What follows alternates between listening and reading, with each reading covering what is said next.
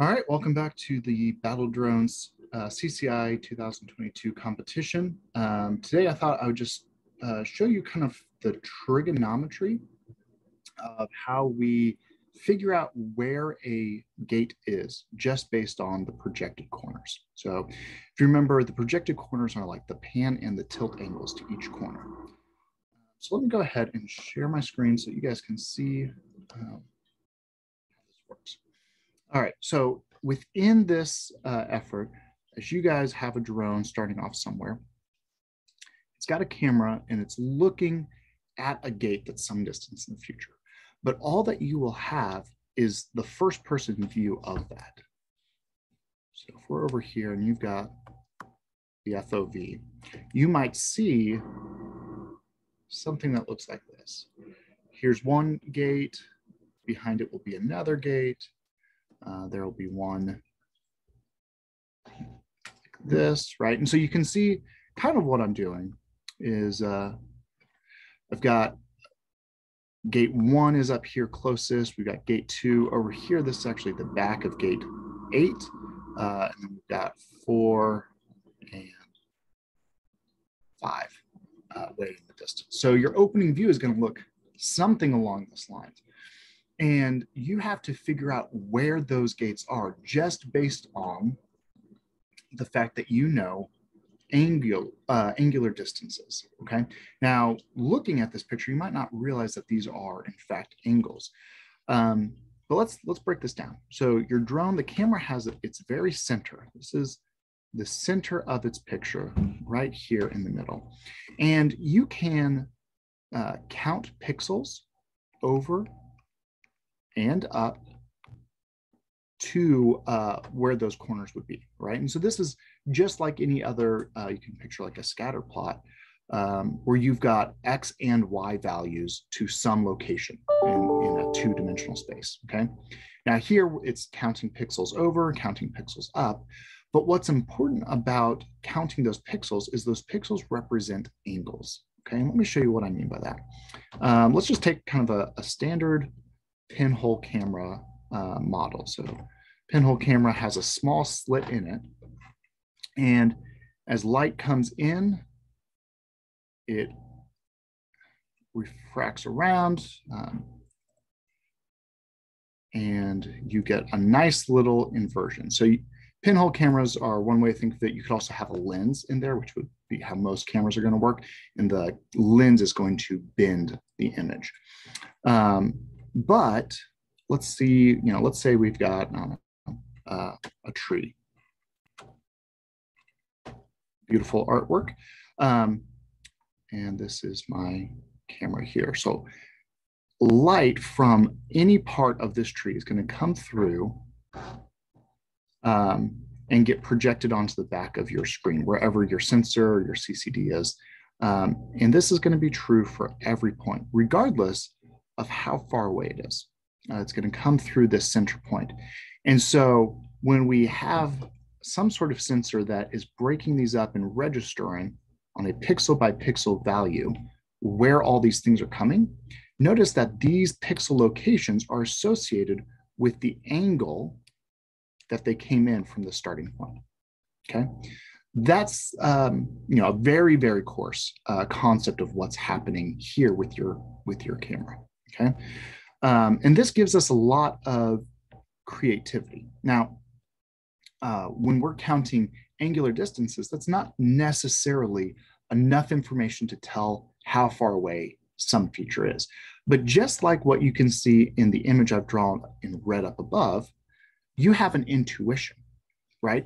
If this outer box is the field of view, we have an intuition that this big square here is going to be closest to us.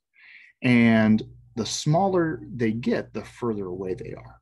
Now, what is that intuition? Well, that intuition is all of these are actually the same size. Okay, so if we had two things from some viewer, right, so we'll put like a little eyeball here, and we have two things that are the same size. So we'll draw this line and this line. Okay, from this viewer, that almost worked. but not quite. These two things that are the same line, because one of them is further away, it's going to take up a smaller angular separation. The one that's closer, a larger angular separation.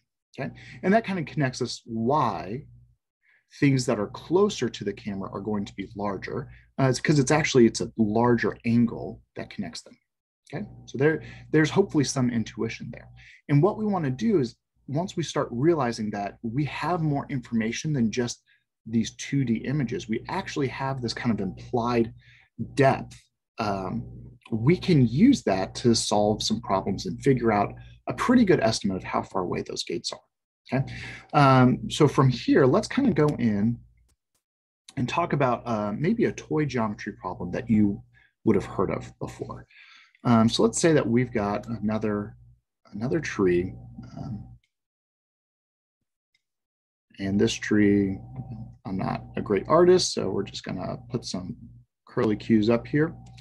This tree is right here, and the sun is shining right here on the tree, causing it to cast a shadow. Okay, that shadow comes out here. In this type of problem, you might have seen this before. You might ask yourself, how tall is that tree? And there's a way that you can actually measure the height of the tree without ever getting a ruler to do this, right? And the principle is that you notice that we are making a triangle here. Okay, so here's our triangle. And this length of the triangle is the height. And this is the length of the shadow. Okay.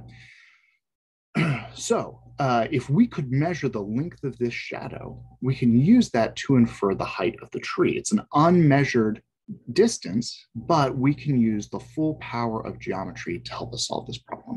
The only trick of the trade is we need to know this angle. Okay, so how high up is the tree? Okay, and so this is very similar to our problem where we have some sort of camera or viewer here that's measuring angles by measuring the displacement of pixels across the image. Okay, so in this problem, you might be familiar with the idea tangent of some angle, we'll call the angle alpha, is going to be opposite over adjacent. So your height over your length would be one way to think about that.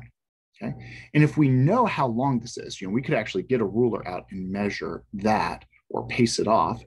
We can just pull the L over. So we have the length times tan of the angle is going to give you a height. Okay, and so you could calculate that even without ever getting the ruler up into the tree to measure how tall it is. We're going to use a similar trick to figure out, instead of the height of the gates, we want to figure out how far away they are.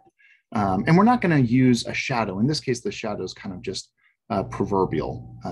It's just to help us figure out from where we are to where the tree is. Okay, so let's work on that. Let's come up with this same problem, but this time we are going to talk about the gate that we see in one of our images.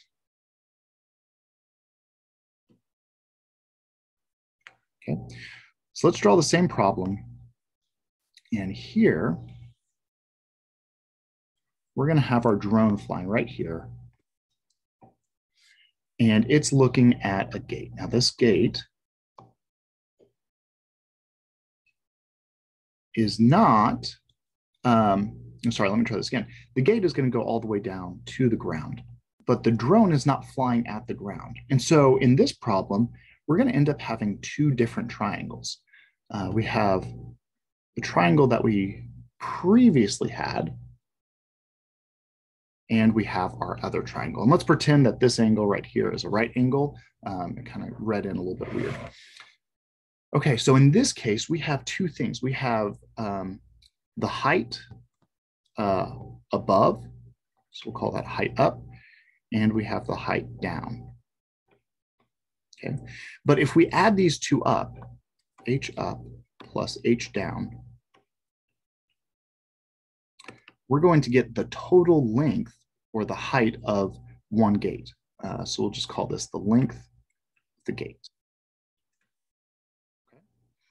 The other thing that we have is we would have some angle here and some other angle here. Okay. Now this center horizontal line, this very flat line, is representative of the look vector of the drone, or you might also consider this just the center point. If you remember previously when I drawed it all out, right here, we had that center point, and that's where we measure all of our pixel values from.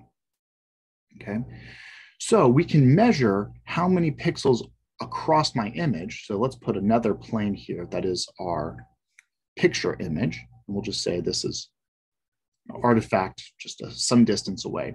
And we can count, pixels down until we get to the pixel that has that gate on it. And we can count pixels up until we get here, okay? Those two are going to translate to two different angles, and they're angles perfectly up and down. And so we refer to those angles as the tilt angles. So we'll call this, do tau 1 and tau 2.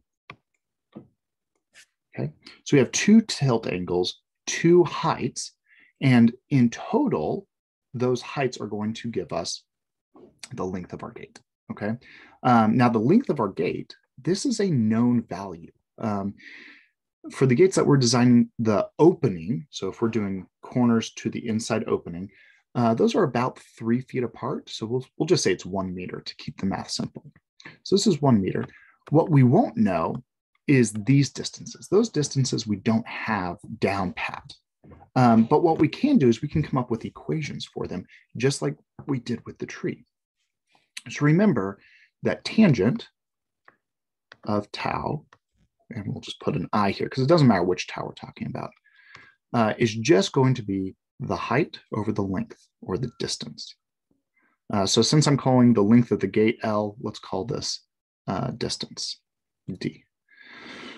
And this is going to be height I, and the D, however, is the same. Notice that this long horizontal line is the same for both triangles, so I don't have to put the subscript on either of those.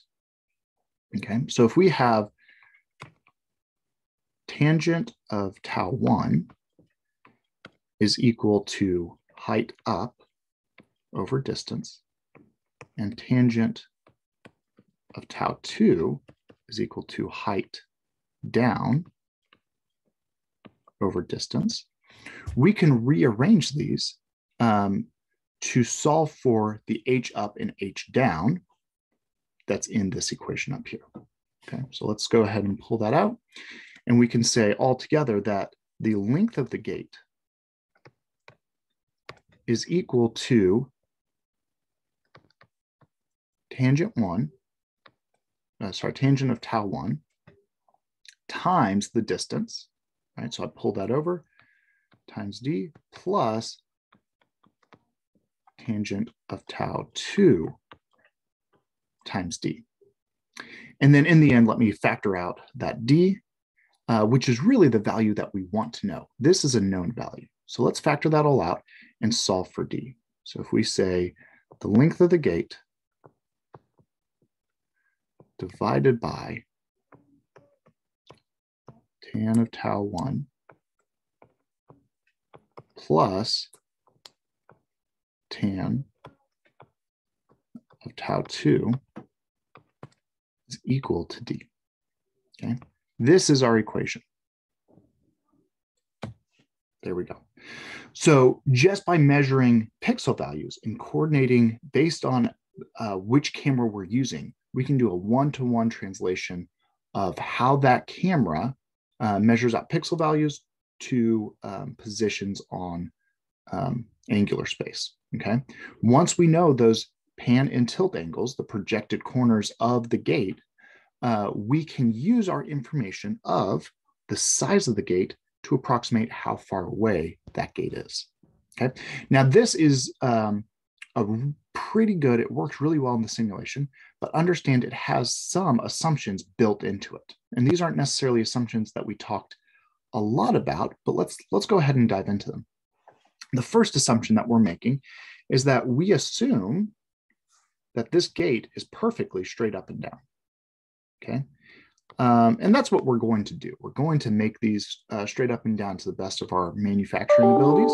So it's not a major assumption, but it's one that we should keep track of. The other thing, though, that's important is that the look vector of the drone is at a 90-degree angle, or what we could rather say is that the drone is flat and level when it's making this measurement. And that one's a little bit more subjective, because if we came in at an angle or we're pitched up or nose down, that's going to affect the quality of this measurement, okay? Now, we can rework this for a different problem. If we had a problem where the camera was pointing down this way, we could still draw some similar triangles. Similar has a mathematical representation that I'm not necessarily trying to imply here. And you can see when we do this, we're no longer going to get a right angle here or here, but we still can use our geometry to solve pretty much the exact same problem, okay? We just have to put a little bit more brain power into it. So what I've given you is kind of the baseline idea. This is how it should work in most cases. And if you're going slow enough, drones are set up to be flat and level if you're going at very low speeds. And so the approximation should work. But if you're switching your algorithm to be much more aggressive and come in quickly and banking and turning, then you're going to need to perhaps rethink how this geometry problem is set up. All right, so that's it for this one. Hopefully this is a short bite-sized chunk that can help you understand how we are predicting how far away certain gates are from us at any given point in time. I'll catch you in the next one, and we will talk then.